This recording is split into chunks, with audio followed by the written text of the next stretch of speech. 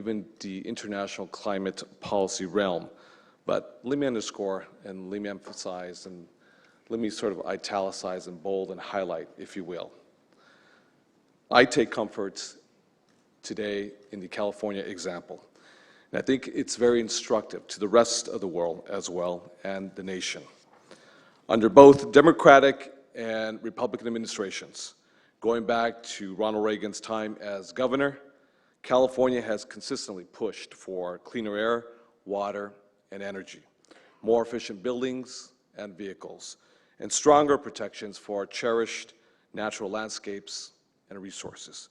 These efforts were driven by necessity, not by ideology. Californians were literally sick of breathing dirty air and drinking dirty water. And the consequences were holding back our economy.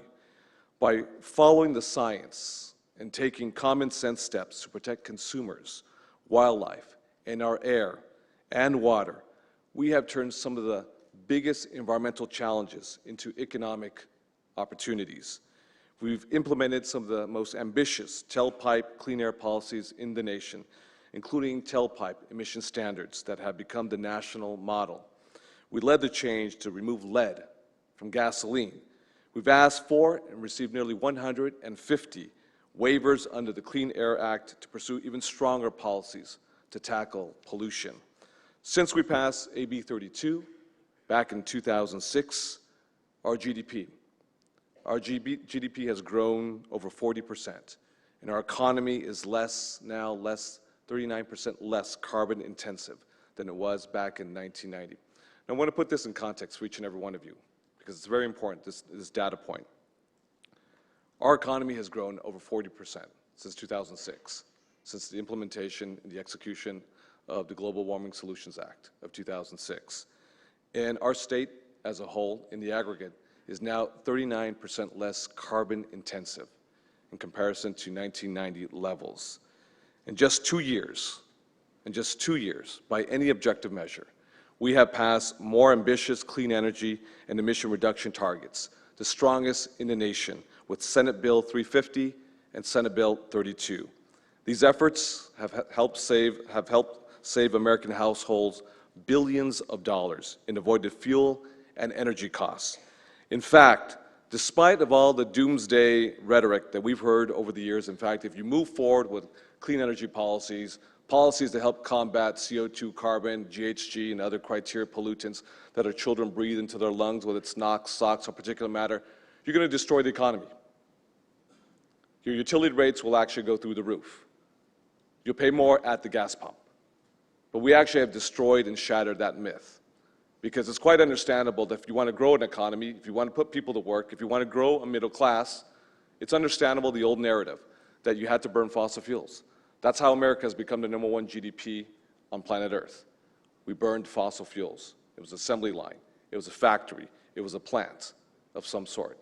But we know that every scientist in America and California, every Nobel Prize winner, virtually a majority, have said this is no longer sustainable. This business model will, in fact, eventually wreck the economy. This business model will, in fact, have devastating consequences on the public health outcomes of our children and for many generations to come.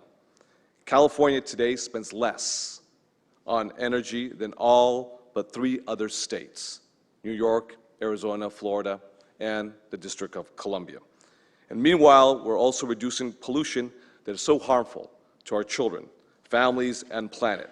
We've turned clean energy into a pillar of our economy that now employs over 500,000 Californians. By sending the right market signals, by creating the policies that send the right market signals, that attracts the necessary capital that is critical to create the technologies necessary to reach our ambitious target climate goals, we have in fact decoupled and delinked carbon from GDP. Again, we have grown the economy. At the same time, we actually are less carbon intensive as a state.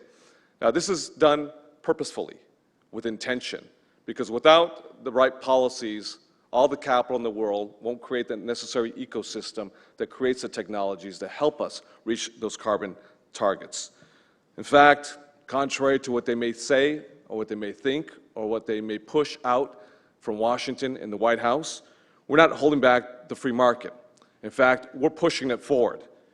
We're disrupting the status quo, catalyzing investment and innovation and competition, and charting a much more prosperous and sustainable economic path.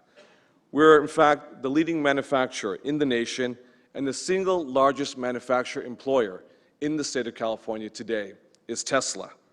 In fact, the progress of clean car technology is less than 2 decades, is a perfect example of the impact we are having today. In the year 2000, there were only 2 types of models of hybrid cars available in the United States. In fact, we only sold about 10,000 of those cars nationwide. In the year 2013, Americans bought nearly 500,000 of hybrid vehicles alone. And today, there are dozens of options available in every shape and every size, from the Toyota Prius to the Tesla Model No. 3 to a hybrid Chevy Tahoe, from hydrogen fuel cells such as the Mirai to full electric sports cars to buses as well as heavy trucks. The industry is thriving in no small part due to California's supportive policies. Our commitment to strong environmental protections is a leading reason why California remains the nation's capital of innovation. We didn't grow into the world's 6th largest economy. I want to put this in context because there are only 5 larger economies than the state of California. The United States as a whole in the aggregate, China, Japan, Germany, on a good day, depending on the value and the fluctuations of the sterling or the pound, the UK. And at number 6 is your great state, the state of California. And if you're remotely interested in rounding up the top 10, at number 7, it is France. At number 8, it is Brazil. At number 9 is a nation that's been in the news quite a bit and will probably be so in the foreseeable future. It is Russia. And number 10 is Italy. So California's economy is larger than that of Vladimir Putin's Russia, to put this in context.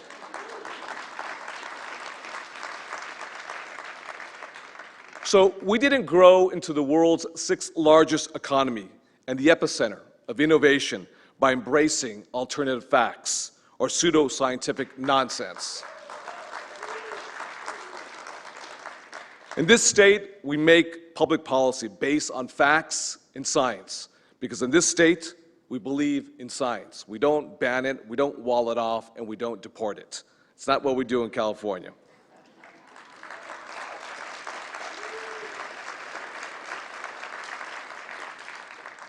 Californians today understand that we don't have to choose between a strong economy and a healthy environment. That in fact, they are compatible with each other, contrary to the political naysayers, that they're incompatible with each other. We know that they work and they grow with each other today. And in fact, we're not willing to accept either or. To be clear, in fact, we are also far from perfect.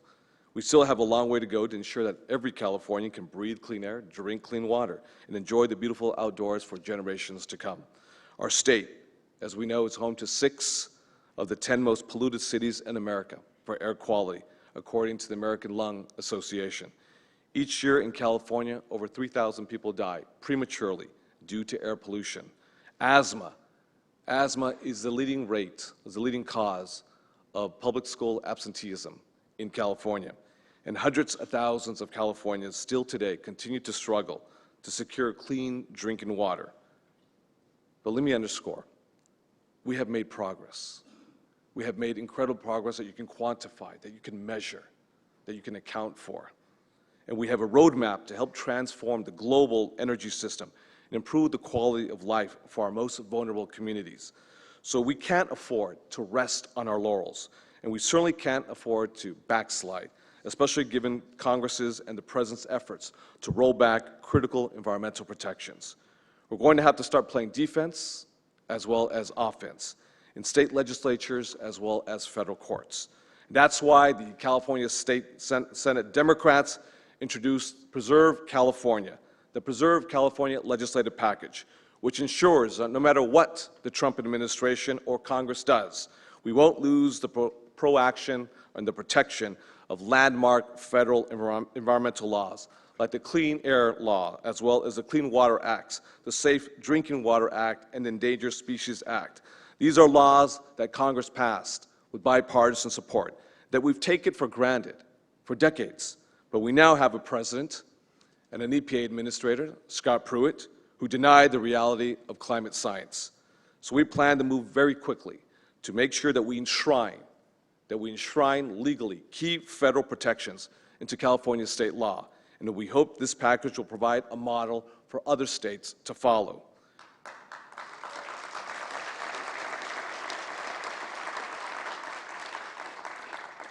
We're also moving to protect our right under the Clean Air Act to exceed federal tailpipe emissions standards and other pollution requirements. Obviously, nothing in the law has changed to justify the EPA's withholding our waiver. The only thing that has changed is the balance of political power in Washington.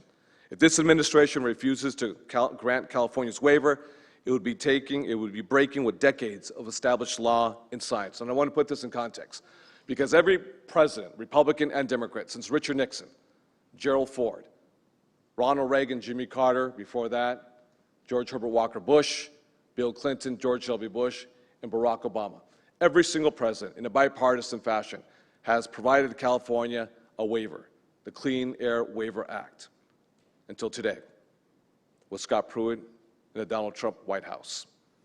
If in fact, they deny officially California's Clean Waiver Act, we will not hesitate to take legal action, and we will meet them in a court of law.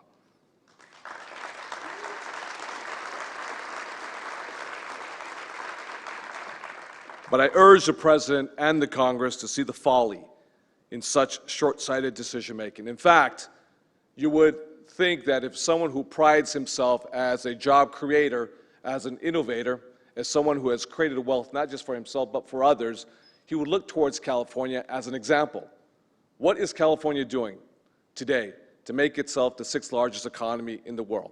How is it possible that they can quantify that they're less carbon intensive in the aggregate as a state? At the same time, they have grown this economy. You would think they will look towards California for leadership, not try to undermine our climate change leadership that has been a model and is a model for the entire world. And of course, it's not simple enough to play defense. We also have to build on our progress. An essential component of that is fixing our cap-and-trade program. The program was recently upheld by the State Appeals Court. But regardless of the outcome of the ongoing litigation, we will ultimately need to reauthorize the program. And I believe we should use that process to make improvements. The bottom line is that there will be no certainty in the market until we extend the program with a supermajority vote to make sure we insulate it from Prop 26 challenges. It's also critical to ensure that the program is delivering emissions reductions in disadvantaged communities, and that it sends market signals sufficient to reach our 2030 emissions targets. Now, I want to make a few brief observations before I conclude.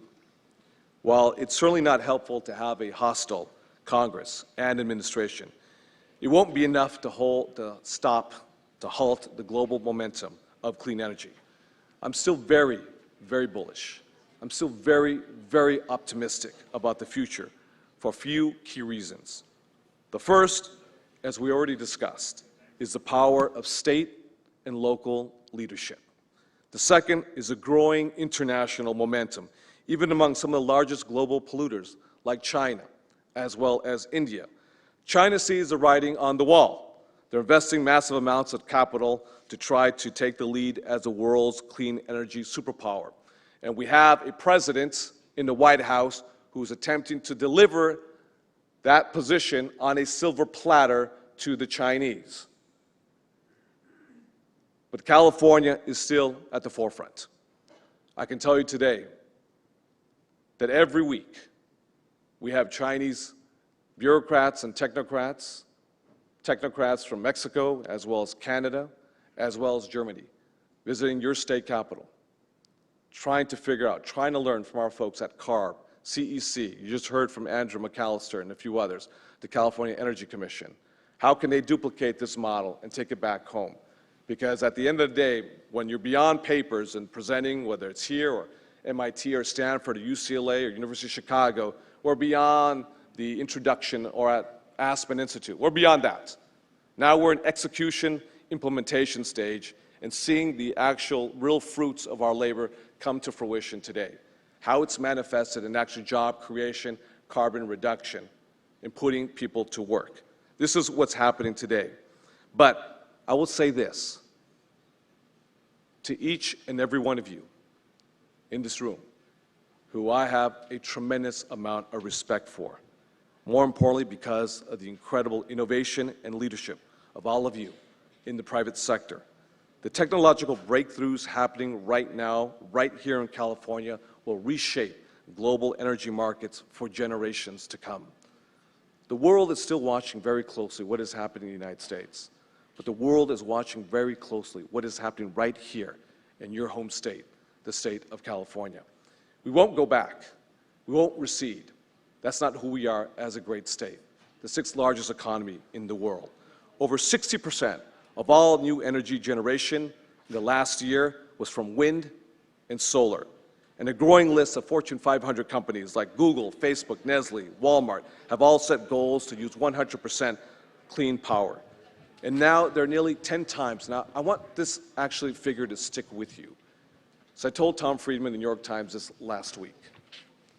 There are now nearly 10 times as many people employed by clean energy in California alone than there are in coal mining in the entire nation.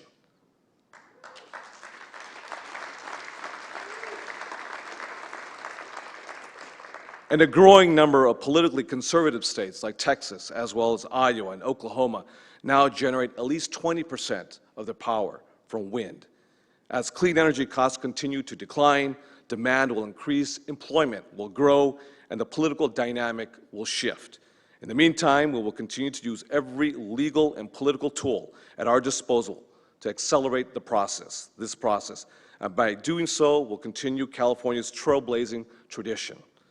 Now, let me say finally, California was not part of this nation when its history began, but we are clearly now the keeper of its future. With that, thank you very much, everybody. Have a great day. Thank you. Ladies and gentlemen, please now welcome to the stage the President of the Los Angeles Business Council, Mary Leslie.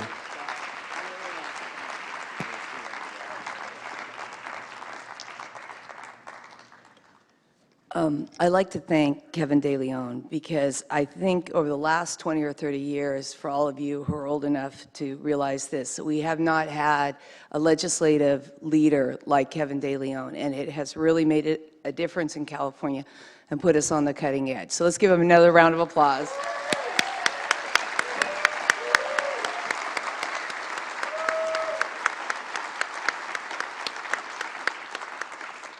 Also, we'd like to thank, of course, our host, the Getty Center, for being in this beautiful place today, Timothy Potts for being with us this morning and welcoming us, and for our State Attorney General, Javier Becerra. Wow, what a team we have right now.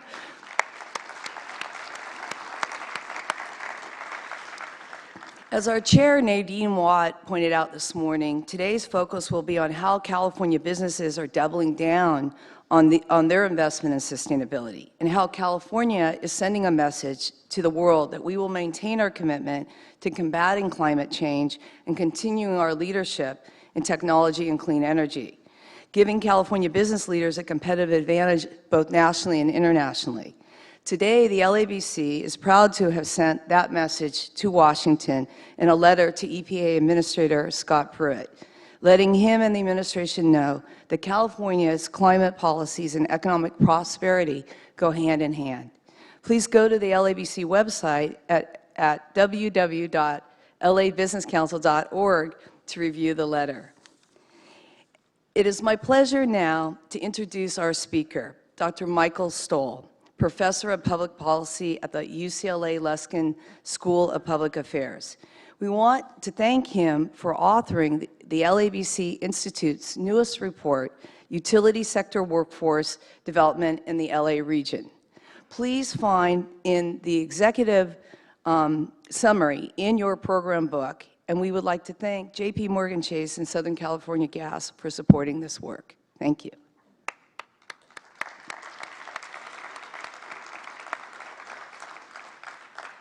Last year, the LABC Institute partnered with Dr. Stoll to conduct an analysis of the growing challenges faced by utility employers in the LA region. Over the course of the year, the LABCI convened 3 roundtables, bringing together the major utilities, educational leaders, and workforce development experts. Professor Stoll's work is particularly relevant to today's event, as the deployment of new technology and early retirements requires a trained labor force ready to go to work. We hope that this research will illuminate the issues at hand, as well as guide stakeholders towards effective policy changes. Dr. Stoll received his PhD from MIT in urban planning and his Bachelor of Science in political economy from UC Berkeley. Please welcome Dr. Stoll.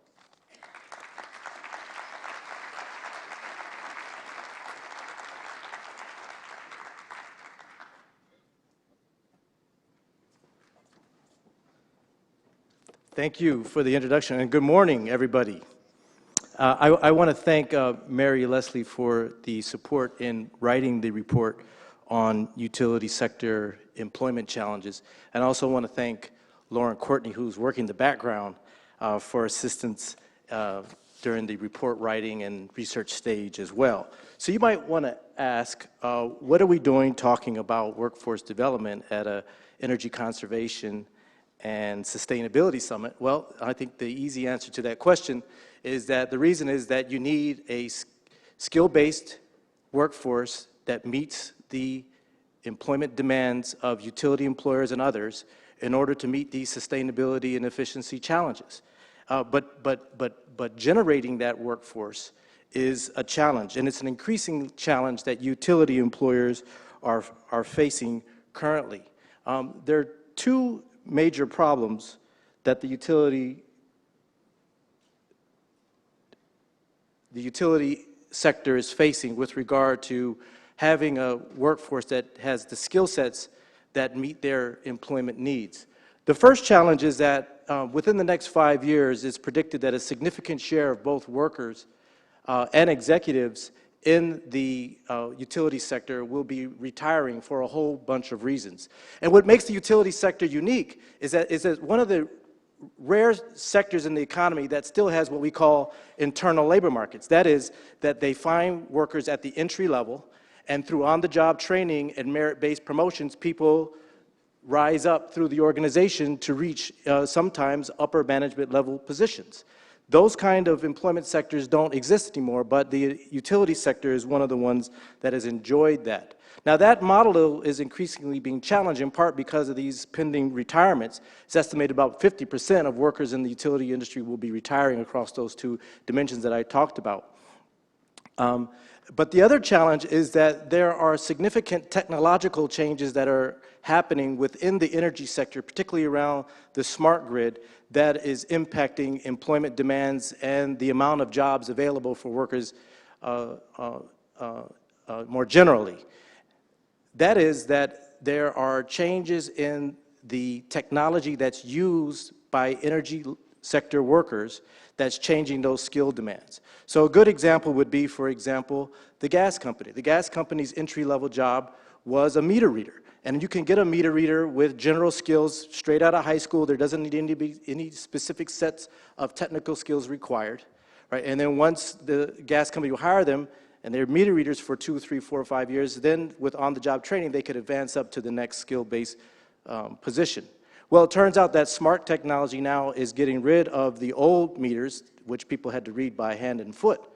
And now we're using smart technology that gives continuous real-time metering of gas usage so that you don't need meter readers to walk around neighborhoods anymore. So meter readers are being eliminated, and instead the entry-level position for the gas company is now a construction tech, and construction tech requires more skills because they use handheld tools, etc. So finding these kind of workers are more challenging. Now, it turns out that, young people today are using increasingly handheld devices, but it turns out that the kind of handheld tools that are required are not substitutable with the iPod and other kinds of Nintendo kind of skill sets that kids have today. So there's an increasing challenge in the skill demands that that utility employers are demanding and what the supply of workers are providing. And if you look nationally at the research, there's a representative sample of utility employers nationally, and they talk about their greatest employment challenges, and the first response question is always recruitment and selection. And the reason why that's a challenge for the utility sector is because it's costly. It's costly for them to then recruit externally, because you have to then find recruitment networks that have the skill sets of workers that meet your demands, and then you have to train them up at the entry level, whereas you didn't before. What that means is that you're shifting staff resources away from the core mission of the utility company, which is to provide energy at the cheapest cost and to make it as sustainable as possible, and moving it to employment and training, which is a loss of efficiency for the utility company. So what we did was we looked at and interviewed a representative sample of utility employers in Los Angeles, and we looked at other kinds of stakeholders that we think could be part of the solution in training workers that can meet the skill demands increasingly being demanded by utility employers. We looked at community colleges, we looked at high schools, and we looked at other kinds of nonprofit organizations around the city that could provide an external source of workers that are readily available that meet the skills required by employers. And one of the first places we went was the Los Angeles Trade Tech. Now, why do we go to community colleges? In part because community colleges have the advantages that they could go to scale really quickly. There's a lot of classrooms, there's a lot of courses, they have a lot of infrastructure capacity, teachers, et cetera. They have degree programs that are already in place and certified that could provide the baseline skills that energy sector employers are looking for.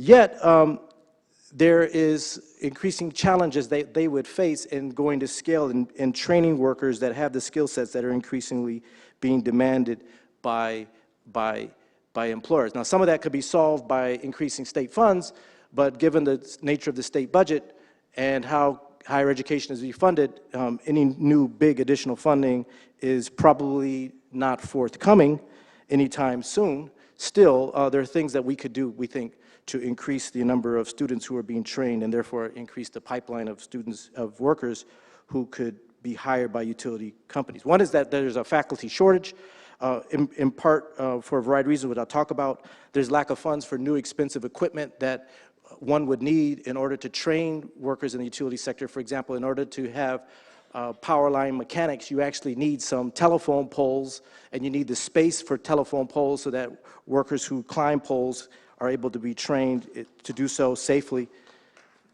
We have a fan. I guess this research is not in naught, not for naught. And that there's some fixed constraints that could be relaxed by new building construction, which a recent state bond for physical building construction at community colleges passed last year, so we will relax those constraints.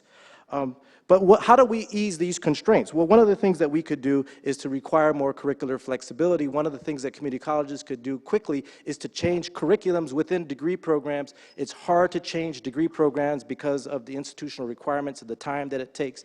But within programs, one can change the curriculum relatively quickly. And if employers had input with respect to the kinds of curriculums that would be advantageous to their employment needs, we could see community colleges and utilities working carefully to evaluate those curriculums to see whether or not the skills that are being taught match employer needs. We could work with community colleges to have their teachers have more externships with utilities so that they come into utilities and figure out what is the up-to-date modern technological requirements and skill sets that students would need. And we could evaluate teacher credentials for what's being required for teachers to teach at the community college. One of the interesting things we found is that there is student demand for many of these courses that would train skills that utilities want. Yet, they can't find the teachers, in part because the teachers don't have the advanced degrees, the AA or the college degrees to teach the course. Most of the people who teach the course are from industry, and they came to industry before advanced degrees were required. So they have all the institutional knowledge, but they don't have the advanced degrees. So they are prevented from teaching by the community college, yet they have the knowledge. But students are demanding these courses, and they can't fill them because they don't have the teachers. It seems to us that having the community college relax these requirements on teacher credentials would go a long way in helping to ease access to these courses. Utilities donating used equipment to community college seems to be a reasonable first stage to providing the necessary equipment that students need to learn, as well as sponsoring internships for students as well. What we also found is that there's a lot of things going on at the high school levels too that are training students in ways that we have not seen in the past. One of the new inventions that is going on in the LAUSD is this new model called linked learning. And linked learning is just a sexy way of saying career-based technical training that used to take place in the 1960s that we got rid of for a variety of reasons, but it's a way that students can learn by learning real skills in sectors that are growing, like the energy sector. And there's two really neat high schools that are focused on environmental science. One is at the Sonia Sotomayor High School at the LA River High School campus, as well as at Carson High School. They have a set of schools within schools that are training students both through academic learning as well as hands-on experiential learning in environmental science and like kinds of skill sets, and that are graduating students with skill sets that will be complementary to the kind of skills that are being required by utilities. We think that utilities could partner with these programs and generate a pipeline of students, but scaling up these kind of career academies has been difficult because of the funding challenges by LAUSD. But there are nonprofits out there like the Center for Powerful Schools that exist to raise money externally that helps LAUSD incubate these career academies. They provide staffing sometimes. They provide administrative support to link students with internships and projects that are real-based, that work with real employers that we can see in the future utilities. And then once they are incubated to the point where they're self-sustaining, then the Center for Powerful Schools takes on another project and lets the LAUSD manage that. Providing funding for these type of nonprofits we think would be important too, and employers from the utility sector could engage more with these kind of nonprofits in schools by promoting relevant externships for their teachers again, and internships for their students. Finally, we think that links to the broader employment and training sector, especially with labor market and government intermediaries, make sense too. So broad-based coalitions from the utilities, business, academia, education, labor, unions, and the nonprofit sector, we think could lead to coordination of programs that would make sense for utility employers. From the federal workforce development perspective, we have local workforce investment boards that do training using federal workforce dollars. It would, I think, make sense for utility employers to work with those WIBs to figure out a way that they can create one-stops that train workers in specific skill sets that are being demanded by utilities. We do it in the healthcare sector. Why can't we do it in the utility sector? And the justification would be that the utility sector has employment stability and they pay some of the best wages and benefits of any employer in the region. So it makes sense from an investment perspective too. There are other things that we could do, but we think that thinking creatively and partnering with community colleges, high schools of this kind, as well as broader labor force intermediaries and government institutions could go a long way in producing a pipeline of workers that have the skill sets that could meet the challenges of utility employers now and into the future, and that would helpfully sustain our energy sustainability and efficiency going forward. Thank you for having me today. Appreciate being here.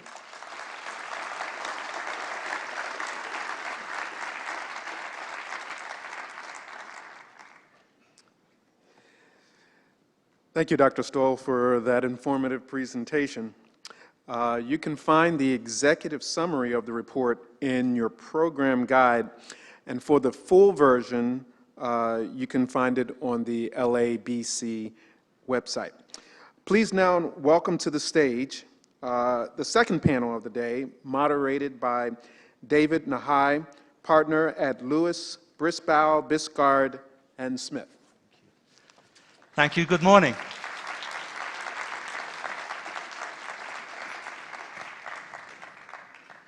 We're going to have the rest of the panel walk out, and I'll introduce this star-studded group in just a second. Good morning, everybody.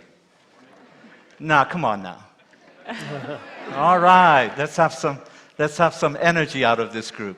I'm delighted to be here with you. I'm privileged to moderate this panel. And today we're going to talk about California's climate change policies and clean energy programs. California's energy revolution proceeds at a brisk pace.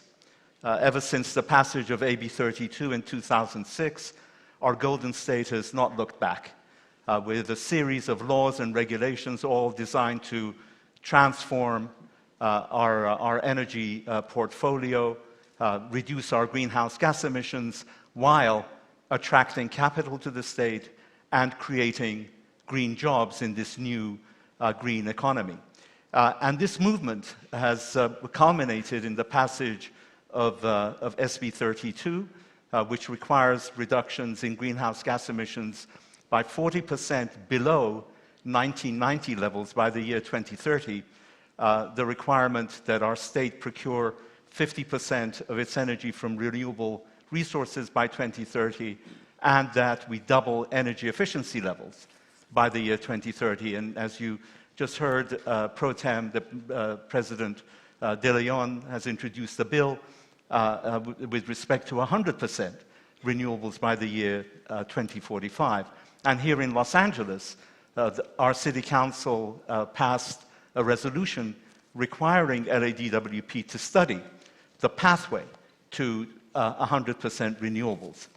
So this revolution is going to continue, and today we will examine where we stand with all of that. And here are the areas that we're going to delve into. Number one, just what are our strategies for satisfying even the current requirements of 50% by 2030, doubling energy efficiency levels, reducing greenhouse gas emissions 40% below 1990 levels? What role can the private sector play? You've heard a lot about oversupply, that there perhaps, even right now, too much in terms of renewables in the power arena.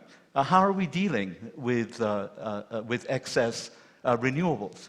What role will storage play? What I call the next great leap of humankind, energy storage. Where do we stand with that? And what role will that play in the future? You've read that Los Angeles County recently announced the launch of it's called the Los Angeles Energy Choice, we'll call it, program. And it's a community choice aggregator. And as we look at the future of the proliferation of CCAs, how will that reshape the energy industry? What will the future of natural gas be if we're really looking at 100% renewables in the future? And if we're going to reduce our greenhouse gas emissions as required by SB 32, what are we doing in the transportation sector and the electrification of the transportation sector? We'll also take a look at equity metrics, which Commissioner Funderburk will talk to us about. And finally, we will examine what folks south of the border are calling the effecto Trump, which is really, and I think it's obvious to everybody, that California and our federal administration are going in diametrically opposite directions when it comes to environmental protection and climate change policies. And how do we, here, in the face of what appears to be an antagonistic federal administration, protect our values, continue to implement our programs, especially with respect to climate change and energy policy, which we're committed to go forward with.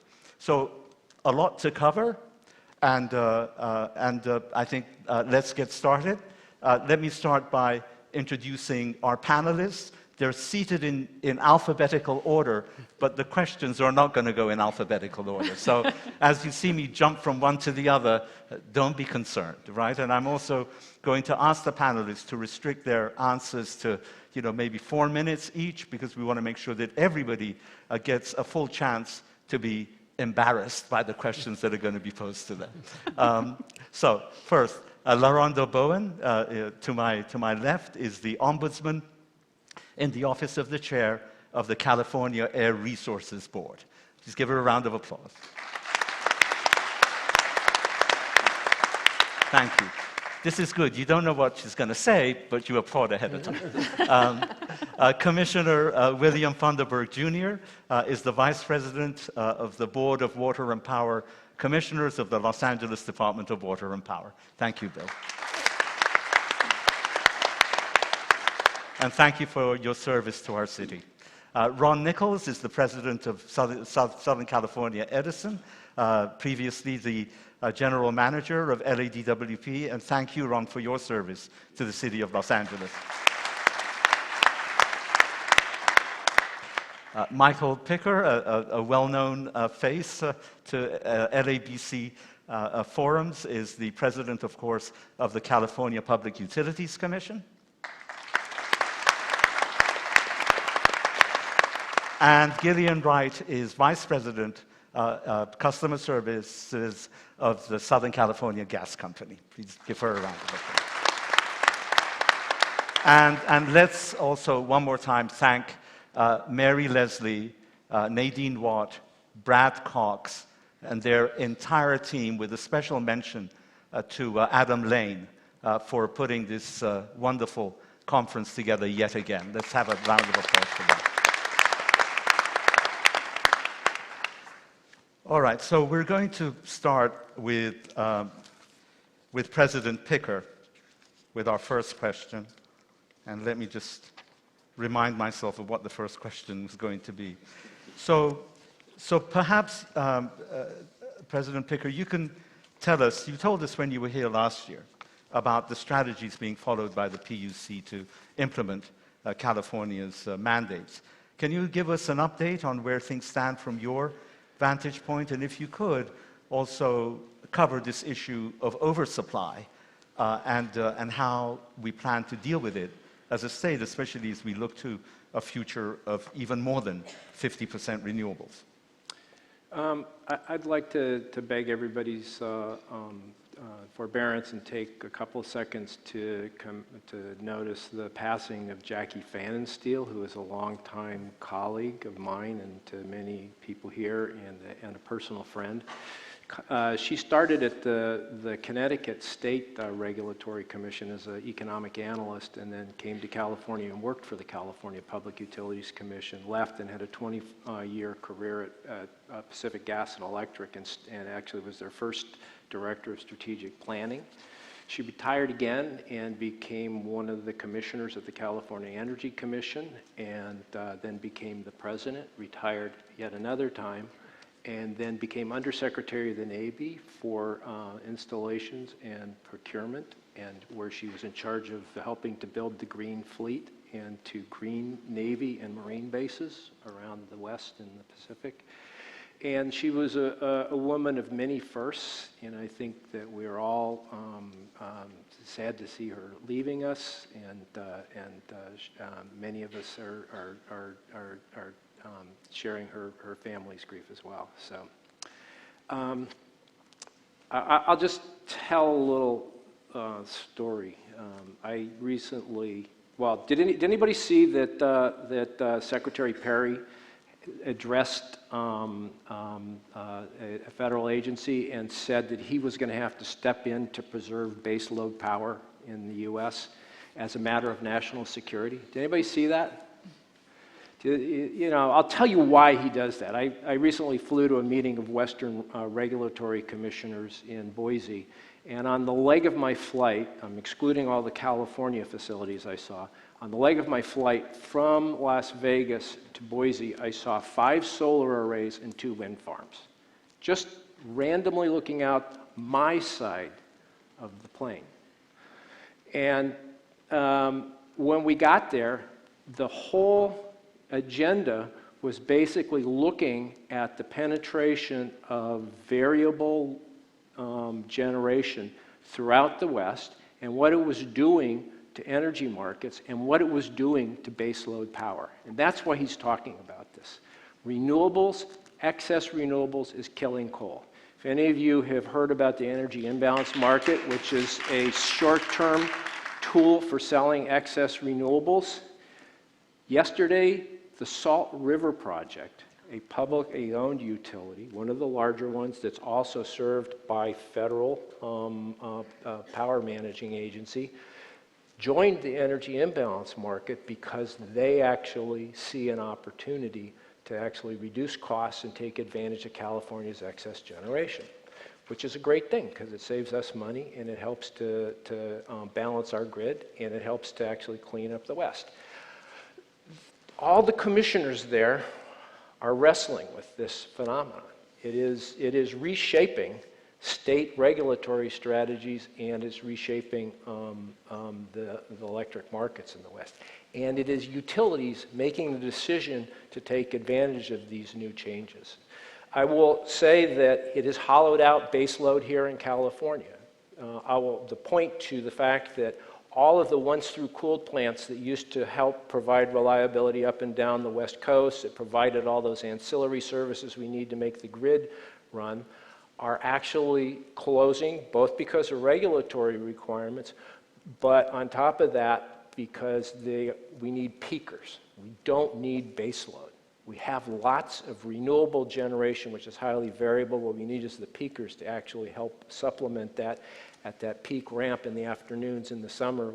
So these projects, these gas projects, are actually going to run maybe 200 to 300 hours a year. They are not baseload.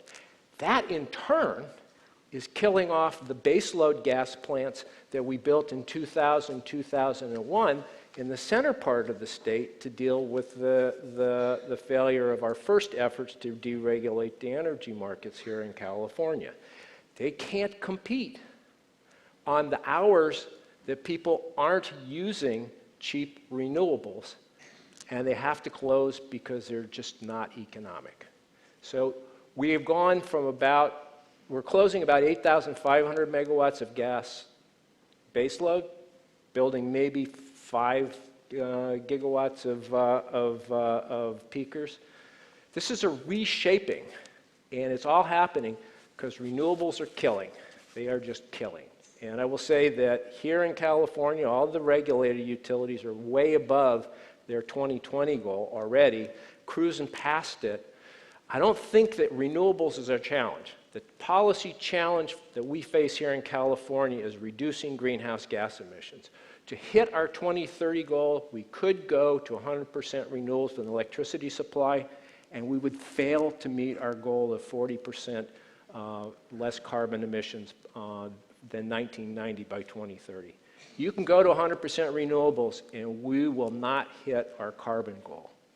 On the other hand, if we drive all of our planning by that carbon goal, we probably actually end up taking 20% of the gas industry's share for homes and businesses and buildings, and we take about 20% of the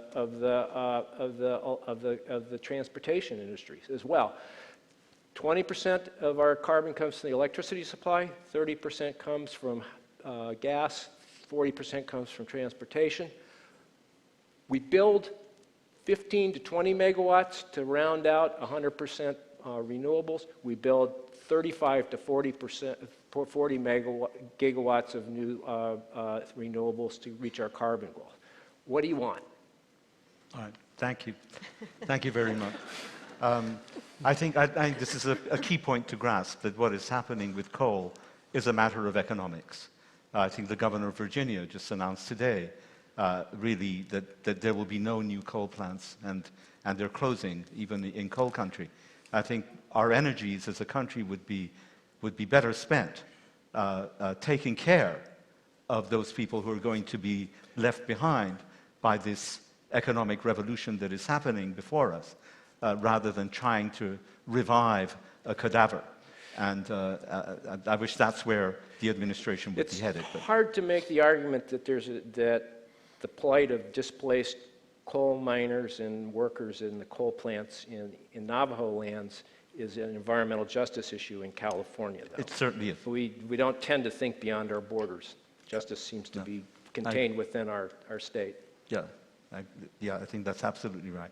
Loranda, let me turn to you. And CARB recently published its scoping plan on climate change. Why don't you tell us a little bit about the proposed scenario under that plan and what it consists of? And you have some slides for us, I This think. should be one slide. I don't know. There you go. So the slide, thank you, first, thank you. The goal of the entire scoping plan, I'm going to back up a little bit in case there's anybody listening that's not familiar with the scoping plan. The scoping plan is the California Air Resources Board's blueprint, if you think of it that way, for how we get from where we are at any given point of time to how we actually achieve the emissions reductions that we need to achieve. So the 2030 goal, the 2020 goals are immediate goal. The 2030 goal is sort of an intermediate goal to get us to where we're going to be, which is 80% below 1990 levels by 2050. So how do we get there? The idea is you've got to have a planning tool. This shows you two things on this graph. There's the 2020 target. Here you can see the metric tons, how many million metric tons of carbon. And here, if you can see the bottom, you see the time frame. So right now, where we looked at this dotted line is where we were. We developed the AB 32, the original scoping plan. We can see that we're going to make and pass our 2020 target. But then the question is, how do you get from there all the way down to here, this 80%? The reference scenario, which is this green line that you see, gets us to our 2030 goals. So there's a planning process that involves many of these stakeholders and multiple stakeholders to figure out how does California actually get from where it is to where it wants to be. So there's a planning scenario. It says if we just, and it becomes the reference case, against which every other plan is measured. So the reference case says if we just continue what we're doing today, do we get where we need to be by 2020? And you can see, oops, how did I do that? Go back? Okay. Don't look touch at me, anything. Ms. Bowen. I'm not going to touch any, I'm not going to touch any more electronics. You see the reference scenario, and if we just stuck with the reference scenario, just kept doing, because people say, why don't you just keep doing what you're doing now? It's working. It is working. It's working to get us where we need to be, but not where we need to be long term. So the reference scenario says we just keep the status quo.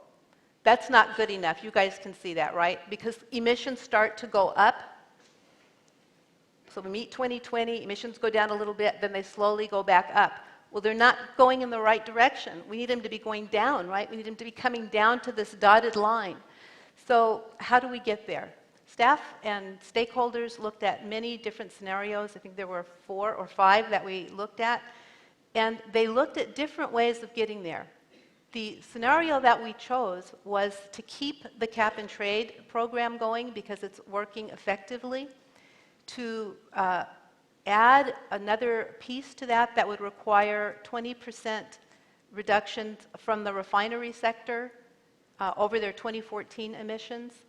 And those two pieces together, along with as I told you, the reference includes the things we're already doing, the mobile sources, electrification, those things. Those, keeping what we're currently doing and continuing the cap and trade program, and then getting more reductions from the refinery sector gets us to our 2030 goal. Why do we have a 2030 goal? Because you have to have increments of progress to measure where you are, to make sure you're trying to get where you're going by 2050. So there was a lot of discussion about the reference scenario because it didn't include a cap and tax program, which some people preferred, but there were a straight regulatory program.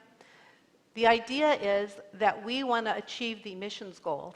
So we're not only trying to just get where we need to go, if we can get where we're going with emissions, and we can also manage these co-benefits, we can manage economic growth, we can make sure that there's benefits to low-income and disadvantaged communities, We can make sure that our innovation continues going forward. We can have co-benefits from regular air pollution, so things that also reduce greenhouse gases, those actions can also reduce criteria pollutants. Those are the elements, the chemical elements that go into making smog, right? So we're always, with the local air districts, all 35 of them, working to see how do we drive down the typical air pollutants so we meet the federal standards for ozone and NOx and all those things, but how can we do that in a way that is complementary to the programs that we have for climate, so that we're not winding up with very disparate programs going different ways. You guys, the public in general, the businesses, the small businesses, the residents, want us to do things that are cost effective, and they want us to do things that are effective environmentally. So that's what the reference, that's what the preferred scenario does. It actually keeps the cap and trade, adds the emission reductions from the refinery sector. Why the refinery sector? Rhonda, I want to come back to the cap Okay. and trade, but I want to So get on. that's what's in this program. Okay, great, thank you. We'll Sorry. come back to Yeah. it. I just want to make sure that we give Yeah, no, everybody no, a thank you chance. for keeping me Yep. on time. Yeah, absolutely. Ron, let me turn, and it's okay if I refer to everybody by first names, I hope, okay. Let me turn to you and your work at Edison. Edison is required to submit an integrated resources plan by next year to the PUC. Can you give us some idea of what's going to be in it and how Edison is going to do its part in achieving the California energy and climate change goals? Sure, David, glad to do that. First of all, just for those who don't live in the utility and regulatory world, an integrated resource plan is where you look at first of all, it's a number of scenarios. It's not prescriptively a single plan. It's looking at what are the different results or different outcomes on choices with respect to the types of resources that are necessary to meet customer needs. And the first thing you look at is what's the range of customer needs. So you historically kind of roll the clock back a decade or so, that would be all about just looking at what's the expectations with respect to energy efficiency, what are the changes with respect to population growth, and what's the mix of businesses, and that sort of thing to see what that load might be. As we're looking to implement Senate Bill 350 and requirements to basically double down on energy efficiency, we're looking a lot more deeply at what those energy efficiency opportunities are. But it's not just that. The other major change around load is customers who are opting to choose their own opportunity to meet the requirements with solar. So there's a net load that we're looking at, and that will continue to decrease the load that's served by the utility. There are some people who think, well, you must be against that. Actually, not.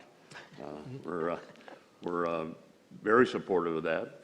We might be in a little different position than some utilities, but Edison procures in the open market, either long-term competition or short-term, 80% or more of the energy that our customers need. So it's not something where the company makes money on the supply of energy to our customers.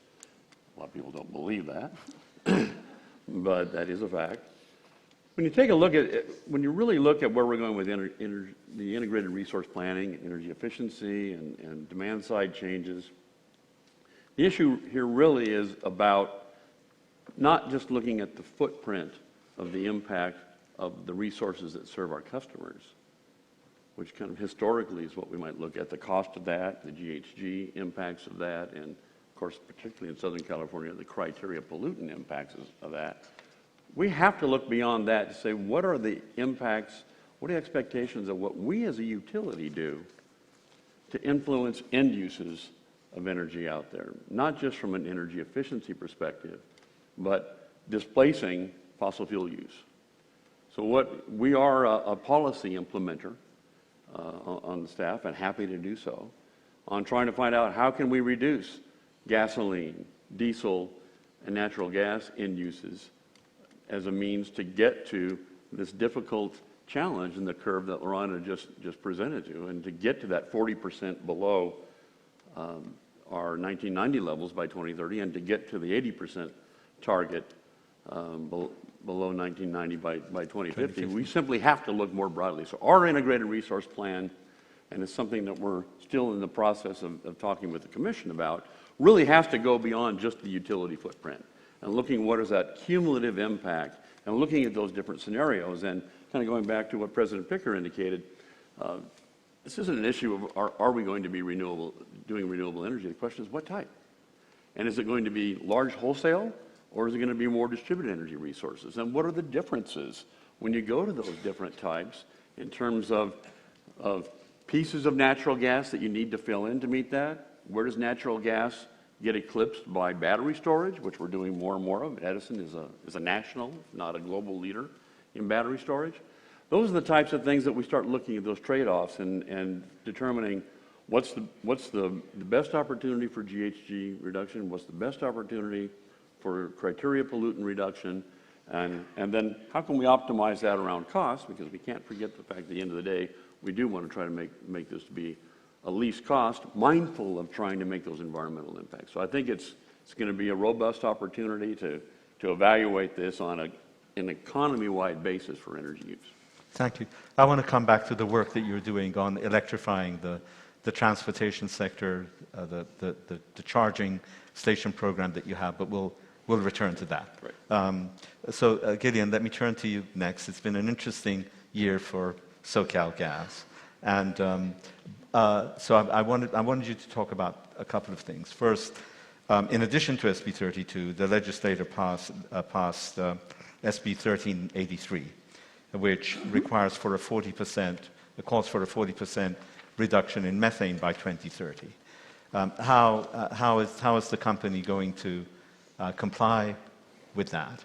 And then later, but I think we have also a situation right now in which we're producing more renewable energy, but we're also using more natural gas.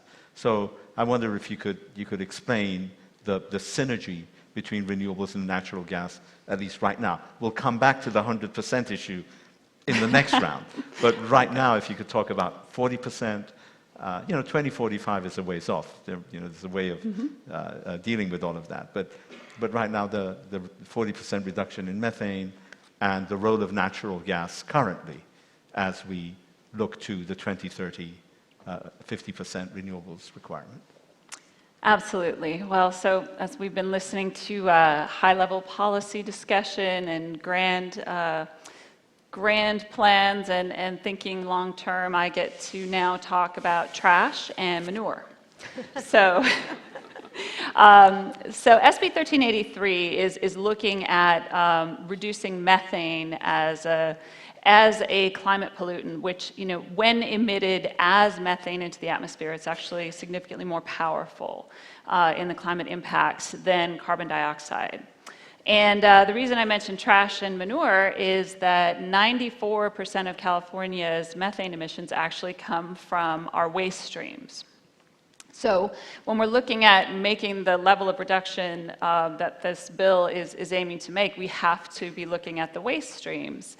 And SB 1383 is actually establishing a pilot, required pilot programs to demonstrate the capture and cleaning and injection of renewable biogas, so capturing the methane from dairy manure specifically, and cleaning it and injecting it into the gas pipeline system. And under SB 1383, the California Public Utilities Commission is working with ARB and also with the Department of Food and Agriculture to direct gas corporations such as us and our sister gas utilities to put in place 5 pilot projects with dairies in the next 2 years. So we're very, very excited about the commitment and investment in developing this resource. And what SB 1383 can do, what it demonstrates, is that in looking at the waste stream of methane, we can first capture that methane and prevent it from being emitted to atmosphere. So we reduce that emission, we eliminate that source of pollution. You then harness another renewable source of energy, which as we look towards 100% renewable, that becomes incredibly important to look at what additional resources are out there. And then the last thing is that renewable energy can be used in any use that natural gas is used, including electricity generation, but also home heating, cooking, or for natural gas transportation. And so then we can displace the use of fossil fuels in any of those applications. So it's a really powerful resource with a lot of potential. And this is a starting point. It's a really important and significant commitment. The total potential for renewable gas is California Bioenergy Association estimates that 10% of the state's natural gas use today could actually be supplied by renewable natural gas. 75% of diesel vehicle fuel could potentially be replaced with renewable natural gas. And that's a really exciting opportunity. As you look at heavy-duty transportation, that's actually a very important source of both climate pollution and criteria pollution. And bringing natural gas and renewable natural gas into the heavy-duty trucking sector could dramatically accelerate our reduction of greenhouse gases in the economy at large. So that is an area where, for the same investment, you can, in heavy-duty renewable natural gas fueled trucks, you can achieve 5 times the greenhouse gas reduction that can be achieved from electric battery technology in heavy-duty use. And the heavy-duty natural gas is available commercially today. There are commercial engines on the market today. So that's a really, I think, a really exciting and important sector. But as I say, this renewable gas can be blended with natural gas. It can leverage the existing natural gas pipeline infrastructure and really convert and reduce the carbon in the natural gas system without having to make massive investments in new infrastructure. So we see a real opportunity of a drop-in solution that creates a lot of potential for greenhouse gas reduction and with a much lower cost and greater impact than some of the other options that are out there. Thank you. Bill, Mayor Garcetti, the City of Los Angeles, to its great credit, has set goals and requirements that are actually more stringent than we find in SB 32. Our city plans to have a 45% reduction in greenhouse gas emissions below 1990 levels by 2025, 60% below by 2035, onto 80% below by 2050. What is the department doing in order to achieve those particular goals in greenhouse gas emissions? Well, first, David, thanks for your work as a prior commissioner, chairman, and everything that you've done at DWP, because I think that the work that you did and Ron Nichols did and prior administrations did launched us on getting off of coal by 2025, reducing our coal amount from 49% down to about 25% down to 0 by 2025. As have the current commissioners, one of whom is here, Jill Banks-Broad, whom I have to recognize right here in the front row.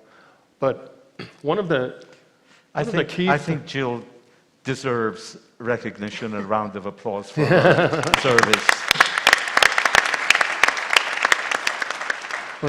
One of the key charges that I take from Mayor Garcetti, who does not get enough credit for doing a lot of the things that he's done.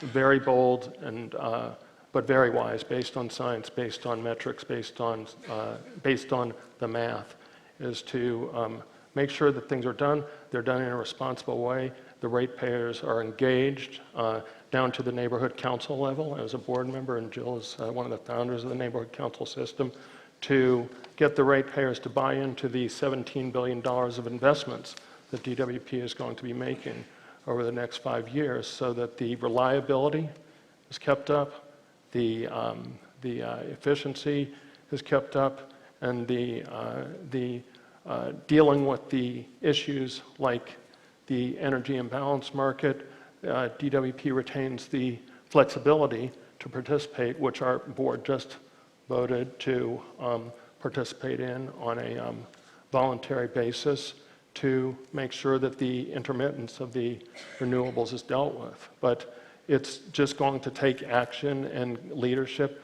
and restoration of the public trust, which I think began under you and Ron, and we'll continue with the engagement of the ratepayers.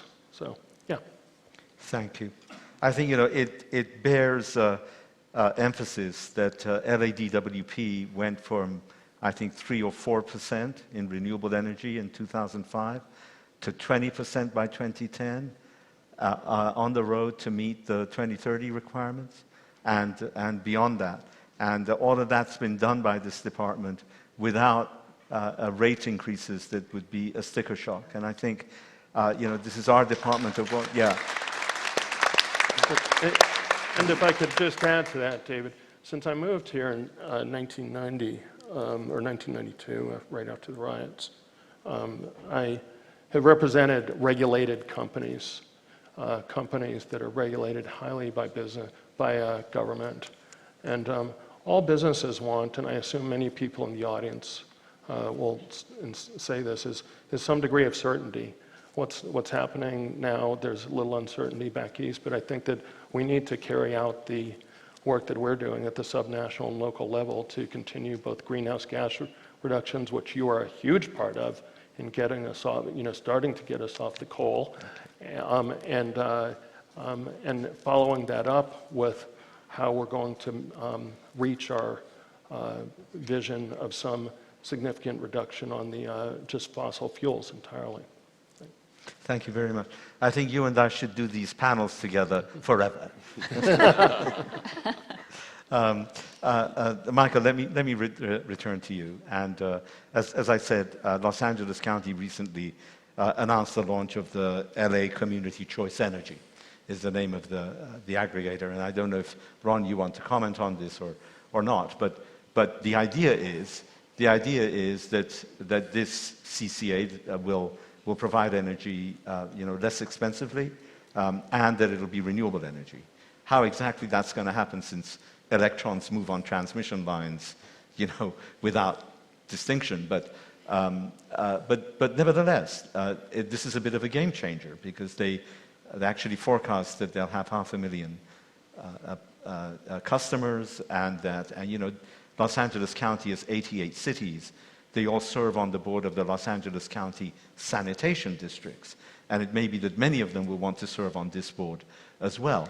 So to what extent is the advent of CCAs, we have a number of them in the north, to what extent is this yet another reshaping of the electricity industry beyond the explosion of PV and renewables and storage and all of the changes that are happening? How do you see CCAs playing a part? I have to say, I don't think that CCAs are a game changer. They're just another stage in a transition that we've been making since 1998.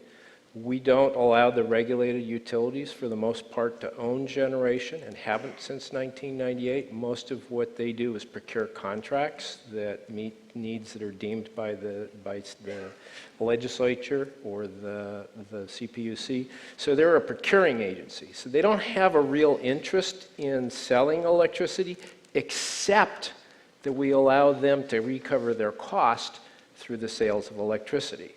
So we actually have been on this path for a while. First, all the large-scale independent power producers.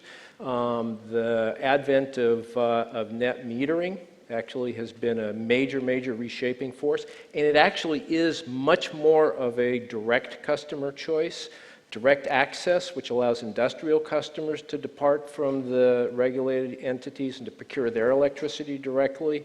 Probably 8 or 9 other incremental decisions that were ordered by the legislature or by the CPUC.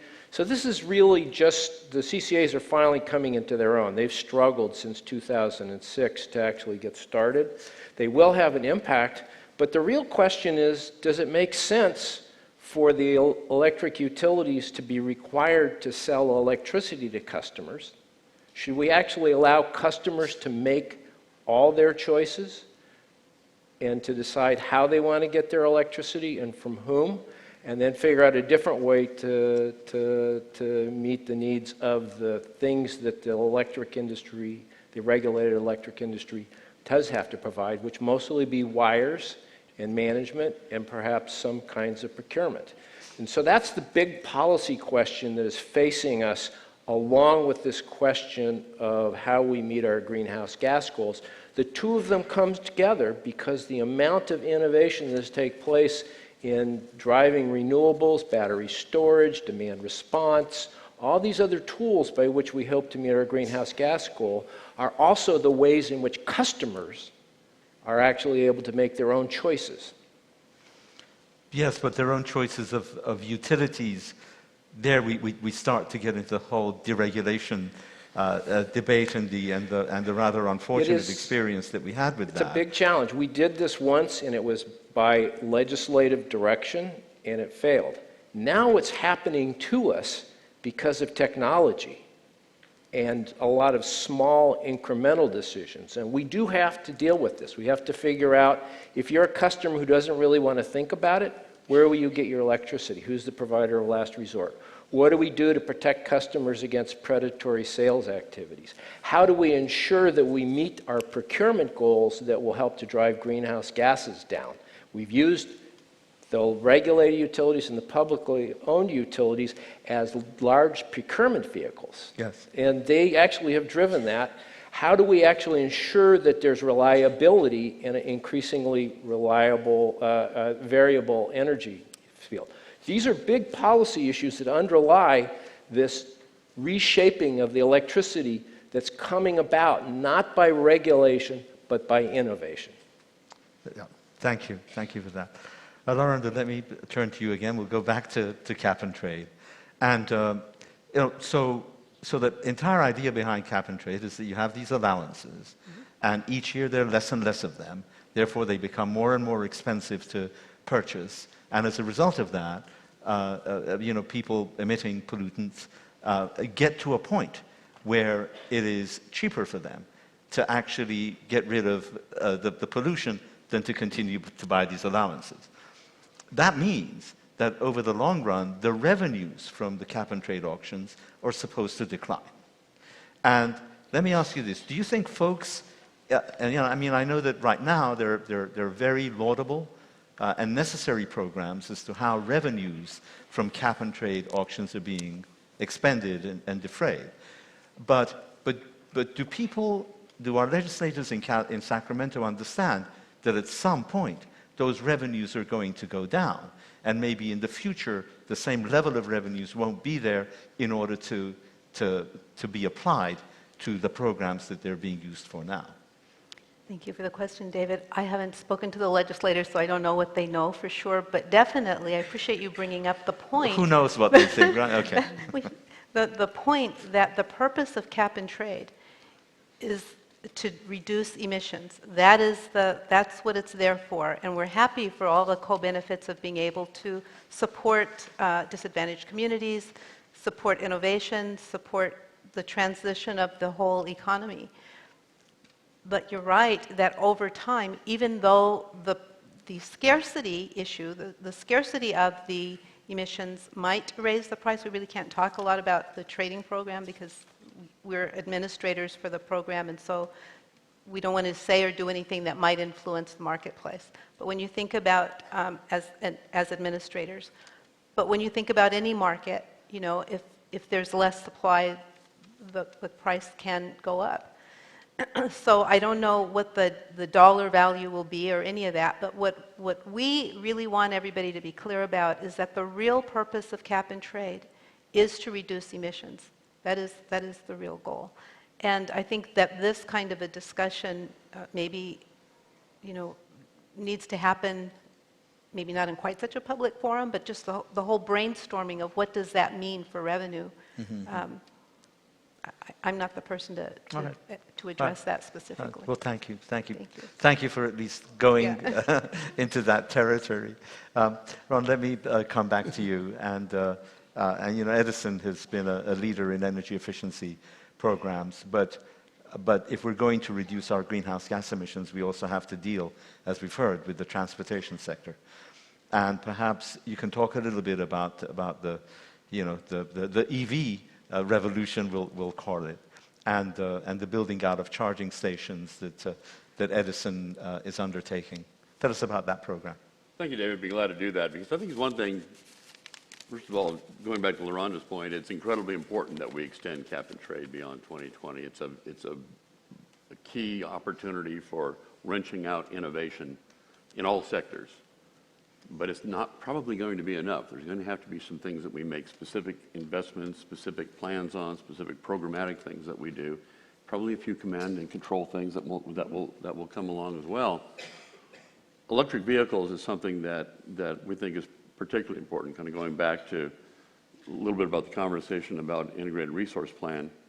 Utilities today and the power supply to meet this across all utility types in California only produce about 20% of GHG. So we've come a long, long way. And as we ramp up with both greater customer solar, as we ramp up to 50%, probably beyond at some point, on the renewable portfolio side, on the wholesale side of things, we're going to be driving that utility amount down even further. If we're going to make that difference, transportation electrification is a really important piece of that. We have a program that the Commission approved a little over a year ago called our Charge Ready program, which is a pilot that goes out and establishes what we need to do on basically the utility side of the meter to make sure we've got the infrastructure to provide charging at kind of what we call long dwell locations, places like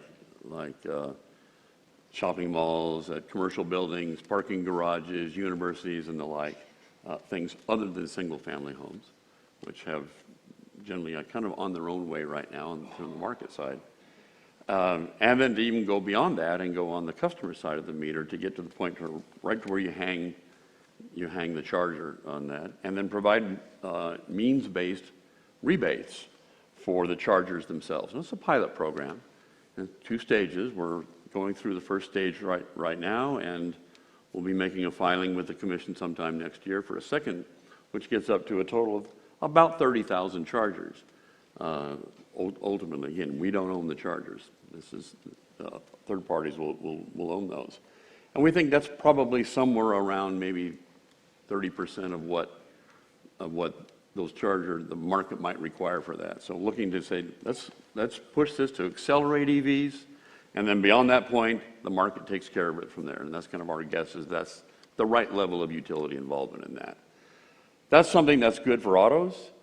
The Commission last September asked the 3 investor-owned utilities to make a filing in January to look at kind of what's the next thing beyond that we could do. And so we made a filing along with the other utilities, and I'll be careful not to get into advocacy roles here since this is a filed issue before the Commission right now. But just factually, we presented something that lays out some things like some pilots for DC clusters of DC fast chargers in the higher urbanized areas, putting incentives out for rideshare to be EVs, since that's clearly a growing part of our vehicles, to working with the port of Long Beach to try to do more electrification down there, to doing work on the biggest piece of it is dealing with medium and heavy trucking, so freight movement.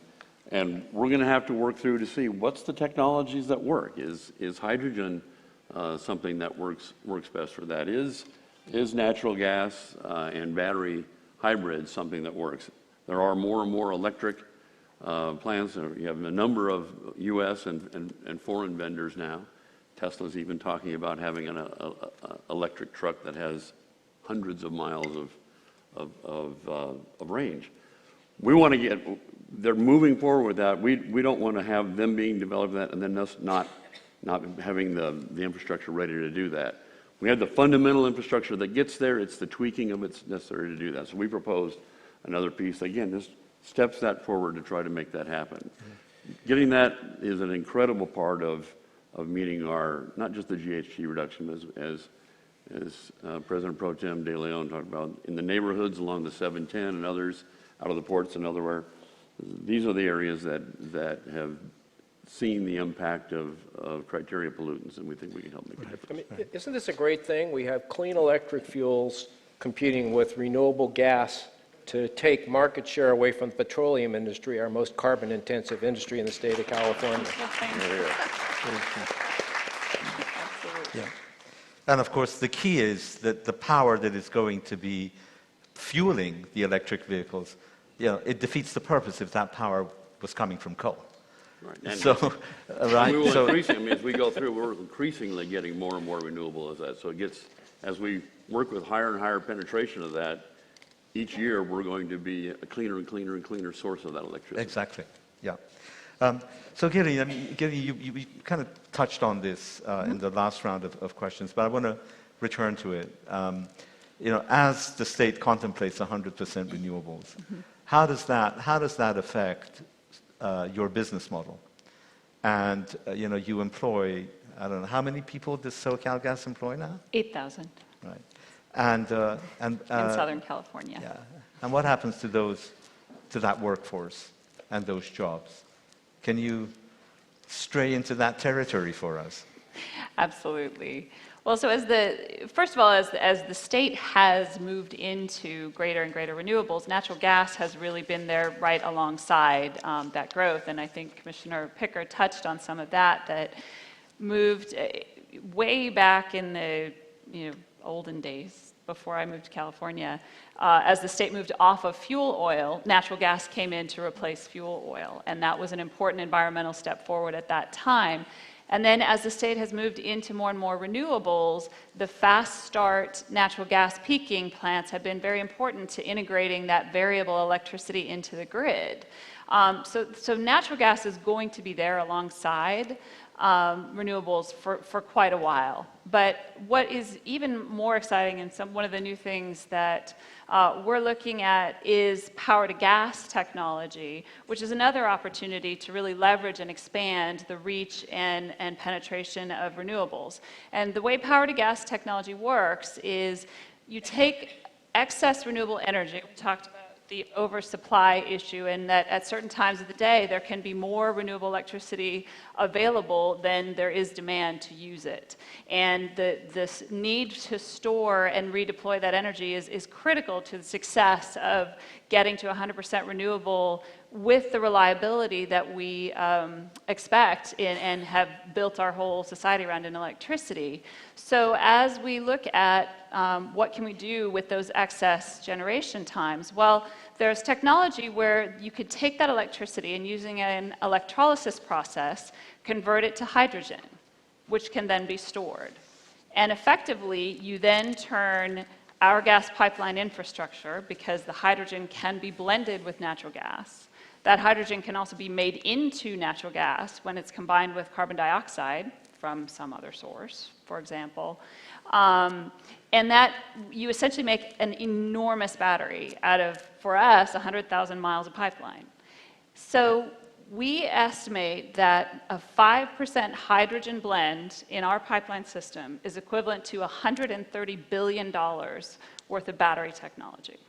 So it's a huge opportunity to leverage and expand. And the demonstration project for power to gas has been in place at UC Irvine since last year. And they have completed the process of moving it to inject hydrogen into our pipeline. What they have found with that demonstration project is that they were able to increase by 10 times their ability to use the renewable energy that their microgrid was generating. So they went from 3.5% to 35% with that power to gas. So that honestly is the most exciting place where I see, but frankly, the short answer is we adapt. Thank you. We've got, I think, about 15 minutes left. So I'd like, Bill, I'd like you to talk about Equity Metrics, this program that you've spearheaded at DWP. And then I want everybody to address the issue of how you're all dealing with the federal administration and this kind of anti-environment, anti-climate position that is being taken by the administration. But go ahead and tell us about the wonderful work you've done on Equity Metrics. Thanks, David. Well, I'm not an equity expert, but by involuntarily, I think I became associated with the issue. It's something that I think is imbued in just about every single person here, if not all of the people here, is the notion of fairness. And I think that when I came onto the board of LEDWP, I wanted to do fairness, but everybody wanted Owens Lake to be solved. I wanted to do fairness, but everybody wanted the rate case to be solved. So when I heard the staff and management say, let's keep the lights running, or keep the lights on, and that sounded fine. I could understand that. Most of my clients probably would have said the same thing, but I wanted to find out. I saw some inequities in presentations on solar rebates that were disturbing. And I don't think it's by the action of the DWP or prior commissions. Actually, it has to do with the design of the marketplace that let the market go to more affluent areas in the city and affluent zip codes. And when you have the solar penetration under 1% in South LA, Pacoima, East LA, Panorama City, and up around 20 or 30% in areas like Sherman Oaks or Hancock Park or Bel Air, then some things I think would strike anybody as a little off. And so the Equity Metrics Data Initiative is the product of that. It's a 4-part resolution that was passed by the DWP Commission, and it is enterprise-wide. It's not transactional. Unlike some people on the East Coast who want to do business totally transactionally, minute by minute, I'll change my mind isn't made up, I'll do business with you only because I need you for this. This was intended to be an enterprise-wide systemic change to deal with power and water reliability, procurement, employment, and project siting and location. First of its kind in the country. LADWP does it, and probably a lot of other public utilities will follow. So it's the intent is to also increase transparency.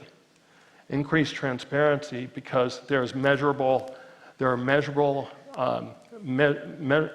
ways in the reporting years that follow, and it will be done every February and every August of every single year forward. Measurable ways of achieving equity in terms of deployment of services. And the way that Equity Metrics works is it acts as a check on unbridled market forces, just as CPUC Order 156 did for supplier diversity and hitting all those ends of things. Diversity doesn't necessarily mean less efficient. In my mind, it means more efficient because you have more competition. And so that's what it achieves. And there just two other points. The mayor's executive directives, Mayor Garcetti's executive directives, were the significant inspiration for it, governing gender, affordable housing, re-entry equity, workforce. What do we do with all these people that might get unemployed by these disruptions that are coming up that we all can foresee? Do we want to create another coal industry in West Virginia or Ohio or Pennsylvania by disrupting industries and not worrying about worker dislocation? Or do we want to kind of add that into the equation of making sure that what the actions of the agency and the board and the management can be held accountable, not just for the next year, but through the 22nd century? Very good. Thank you. Thank you for that. All right, we've got 10 minutes left. So very quickly, I know that in California we're going to continue to do what we're doing, and we're not going to be dissuaded from the path that we've started. But what the federal government does affects us. What the EPA does affects us. Tax policy affects us. We can't think of California as an island. So as we see, for instance, again, an executive order today about drilling offshore without any kind of consideration for the tourism industry, the fishing industry, the coastal businesses that are going to be affected. These are anti-job measures. But let's talk about climate change and environmental policy. So let's start with you, Michael. How do we deal with this? Let me ask people here for your help on one thing. It's already starting to attract notice, and some people in the fossil industry are starting to say that the upcoming solar eclipse, does anybody know the date for that? Good. 10:24 a.m. it should hit LA. Is when California falls apart because we don't have enough base load like coal.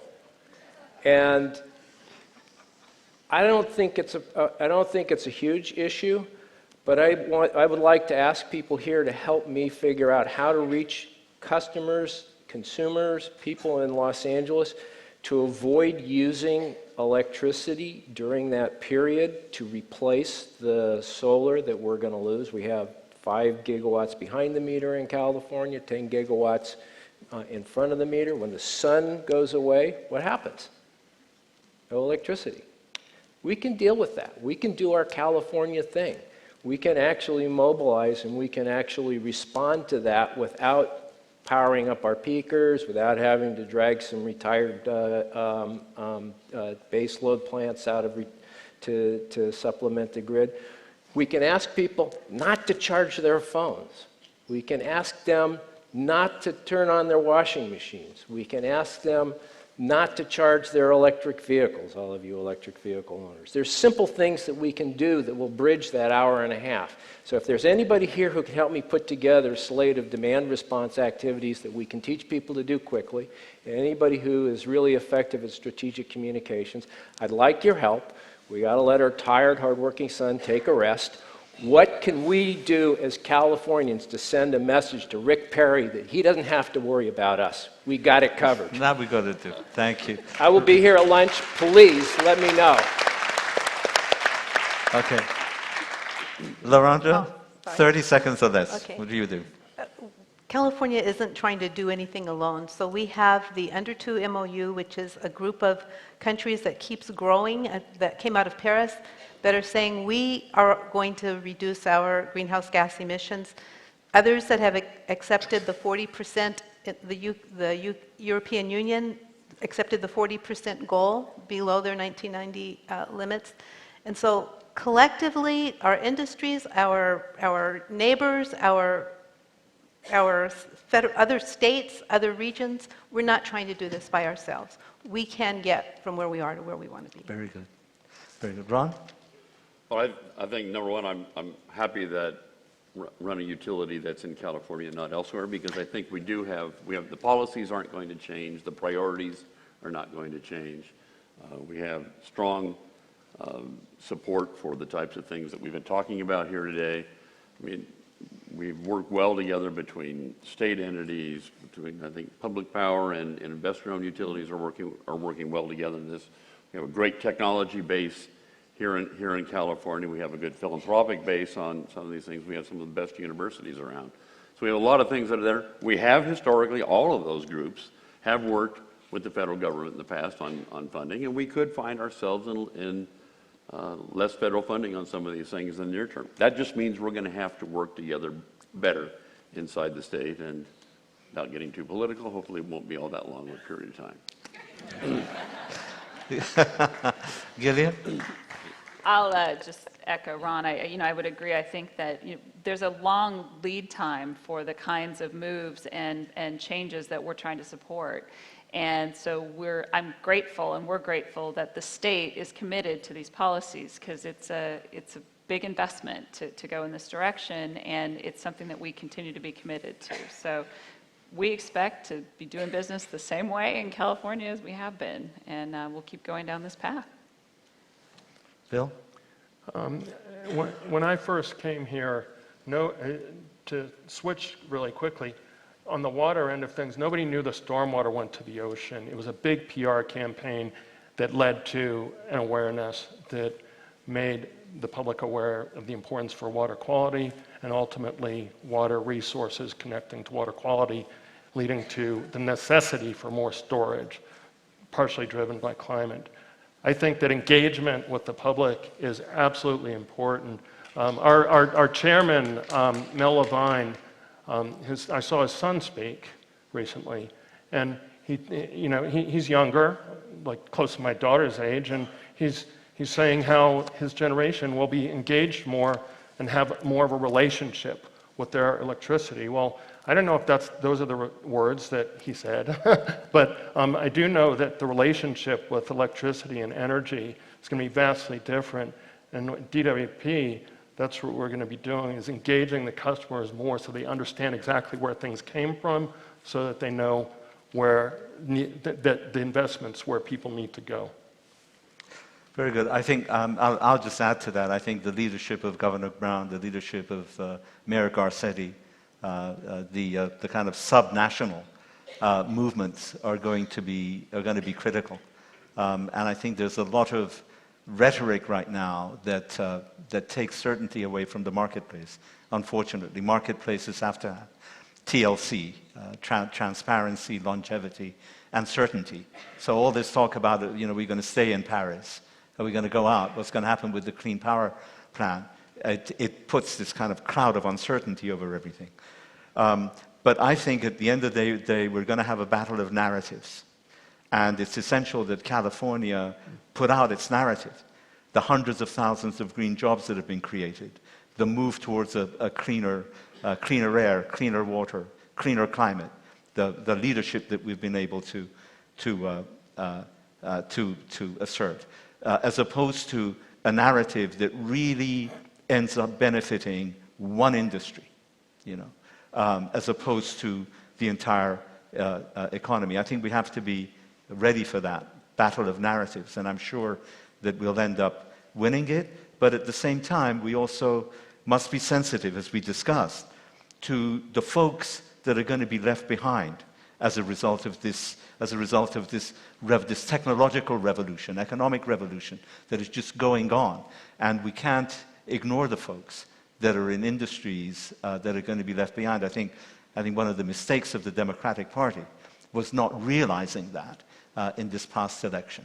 So on that note of optimism, 1 minute ahead of my deadline, I'll have you know. And now right on my deadline. We'll wish you farewell, and please a round of applause for this stellar cast.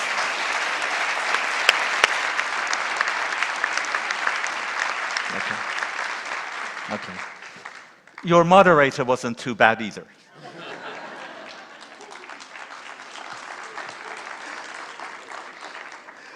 Thank you, panel, and thank you, David Nahai, for your moderating. And I'm Ivan Penn with the Los Angeles Times. I'm the energy reporter for the Times. And you have been hearing a lot about the whole state's efforts to move us toward a clean energy future. There are challenges that do remain, and as we've been reporting, and as David Nahai mentioned at the beginning, that we have a great deal of excess capacity to deal with. We're dealing with curtailments of renewables and negative pricing. We have a panel coming up after our break. We will also hear first from Mayor Eric Garcetti. That will take place promptly at 12:05. So we're asking that you will be back in your seats by noon. There are refreshments, and we look forward to seeing you all very shortly. And remember, please tweet and post during the break the hashtag LABC Sustainability Summit.